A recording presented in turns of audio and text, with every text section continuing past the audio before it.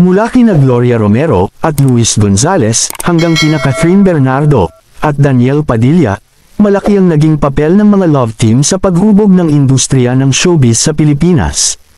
Naranasan mo bang makipagsiksikan sa mga sinehan para mauna sa pagbili ng tiket sa takilyera at makiyak o makitawa sa kanilang mga pelikula? Narito ang mga gwapong-gwapong aktor na naging ka-love team ni Susan Roses. Pero bago ang lahat, ay inaanyayahan ko kayong mag-subscribe sa ating channel at i-click ang notification bell para lagi kang updated pag nag-upload ako ng mga bagong kong video.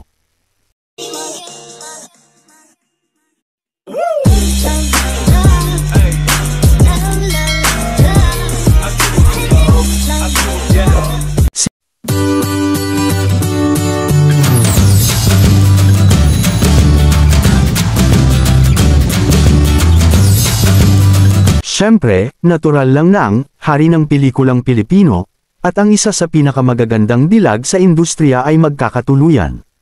Tinaguri ang Ronnie at Susan ng kanilang mga tagahanga, ang duo ay nagpabilib sa mga manunood sa mga pelikula tulad ng Langit at Lupa, 1967, Magpakailanman, 1968 at Tanging Ikaw, 1968.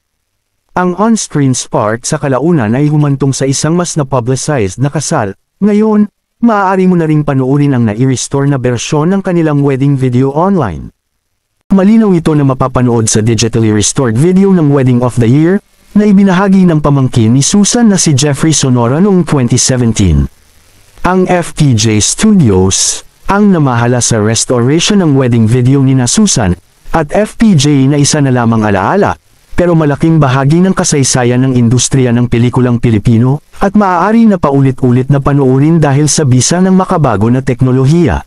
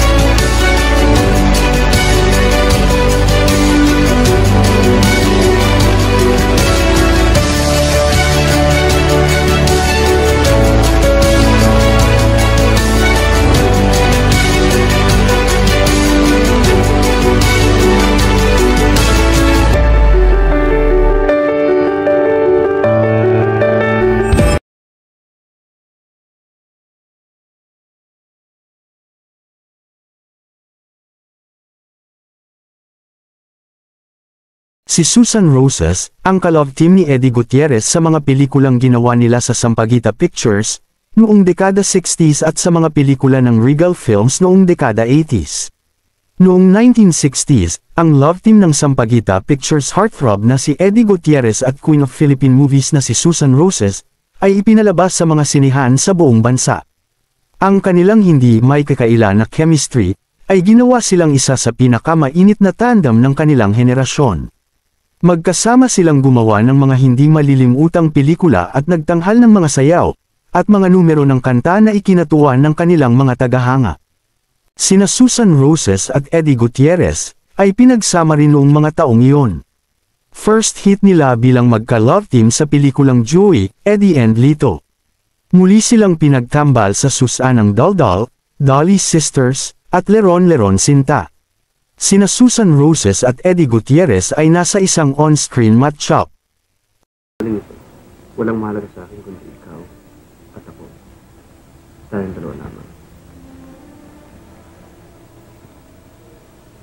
Keith, sana'y maging karapat-dapat ako sa iyong pagmamahal. Maraming salamat sa muling panunood, hanggang sa dulo ng aking video. At huwag kalilimutang mag-subscribe para lagi kang updated pag nag-upload ako ng mga bago kong